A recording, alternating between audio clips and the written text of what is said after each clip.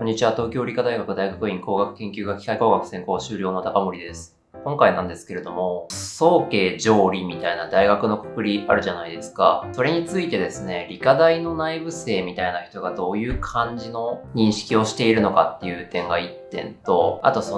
大学の学歴の話僕あんま好きじゃないんですが、社会に出て、例えば一括りにされてるところ、今回は早慶上理について昇進の差はあるのかとか、会社での扱われ方違うのみたいなところを話そうかなと思います。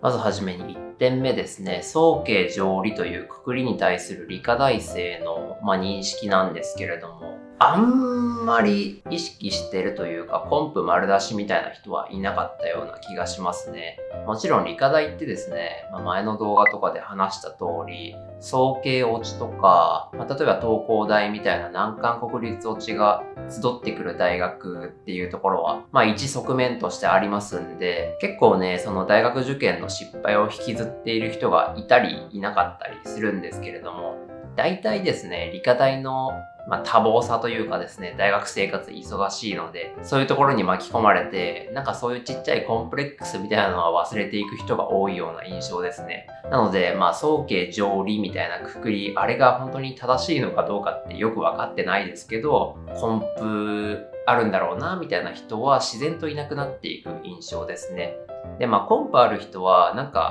例えば仮面浪人とか、大学院の進学のタイミングで他大学に行くみたいな選択をする人が多くて、それでも全体の1割いないぐらいだと思いますんで、全体としては、理科大生ってあんまコンプ持ってるとか、早慶上理みたいな、そういう大学の軍のくくりみたいなところに関心がある人って少ないんじゃないかなっていう、あくまで個人的な意見なんですけれども、感想ですね。で、もっと私個人の感覚についていくと、やっぱり理科大っていい大学ではあって、私学の中でも、学費安かったり、研究力優れてたり、教育力が良かったりっていう面があって、自分としてはかなりいい大学に行けたなという思いがあるんですけれども、早慶みたいなところと比べると一歩落ちるのかなと思いますね。その大学の良し悪しっていろんな見方があるので一軸では言えないんですけど、ちょっと慣らして考えると早慶っていうブランド力がまだ強いなっていうところがありますね。早稲田にしても慶応にしても文系の学部があるっていうところで学生の多様性というか、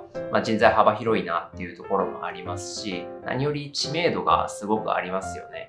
僕も理科大っていう存在を知ったのは多分高校入ってぐらいかなと思うんですけれども、早稲田、慶応みたいなのは、やっぱ小学校、中学校ぐらいの時から耳にすることが多くてですね、知ってたっていうのがありますね。早稲田の人、慶応の人は優秀だよね、みたいな人も、家族とかね、他の学校関係者の人から耳にしていたので、そういう点で知名度とかブランド力みたいなところは理科大より早稲田の方が、早稲田じゃないですね、早慶の方が、あるのかなっていうところですね。もちろん入試の難易度についても理科大より早慶の方が高いかなっていうふうにも思ってますね。理科大だと、推薦でスッといけたりですとか、そもそも理系の学部でも英語と数学と、理科系の1科目っていうところで、早慶の理科系2科目と比べて、負担は少ないところがありますね。入りやすいという意味で。なので、早慶っていうところはそこのブランド力っていうところと、入試の難易度ですとか、入ってからはね、僕ちょっと経験したことがないので、何も言えないんですけれども、そういう点も踏まえても、早慶の方が一歩上の大学というかランクなんじゃないかなっていう個人的な思いがありますね。じゃあそういうですね、ランクがちょっと上の早慶っていうところと理科大みたいなところの大学なんですけど、会社に出て、明確に差はあるのかないのかっていうところなんですけど、これあんまりないかなと思いますね。そもそも会社に入ってからまたゼロからスタートというかね、それまでの学歴とかあんまり気にせず仕事のパフォーマンスで評価されるとか、人間力というかね、コミュニケーション能力みたいなところが重視されるかなっていうところが、今私社会人4年目ぐらいなんですけれども、そういうところ認識し始めていまして、直接的にあの人はどこどこ大学卒だからみたいなのは少なくとも早慶上理みたいなくくれるレベルではないですね。せいぜい私が勤めてる会社ですと東大院卒の人はやっぱり一目置かれるところがあるぐらいで、その他の大学はなんかみんな一緒ぐらいだよねみたいな印象がありますね。社会に出てからはちょっと繰り返しになるんですけれども、仕事のパフォーマンスとか成果出せる力みたいなところと、やっぱりコミュニケーション能力ですね。これすごく何に対しても基本になると思うんですけど、そういうところの2点ですね。実力と人格面みたいなところが重視されるような印象がありますので、あんまその学歴そのもの自体は重視されない気がしますね。もちろん大学でどういうことを学んできたかとか、どういう専門性を持ってるかみたいなところは大事っちゃ大事なんですけど、それ仕事で出せないと意味ないよねみたいなのが少なくとも私の会社では共通認識としてあるかなというところがあるので、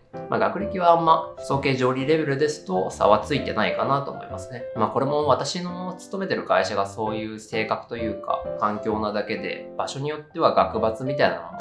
もあると聞いてますので、あくまで参考程度ですね。やっぱりなんか同じ大学の人というか出身の人って親近感湧きやすいですからね。学閥みたいなのが生じるのもやむなしかなという思いはありますね。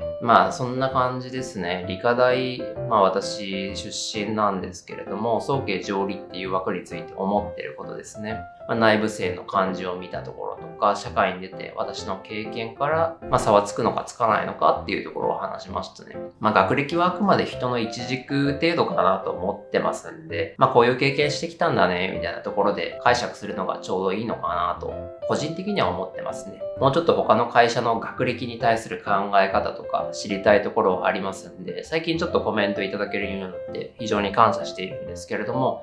引き続き動画に関するコメントとか待っていますので、ぜひコメントよろしくお願いします。では、また次の動画にて。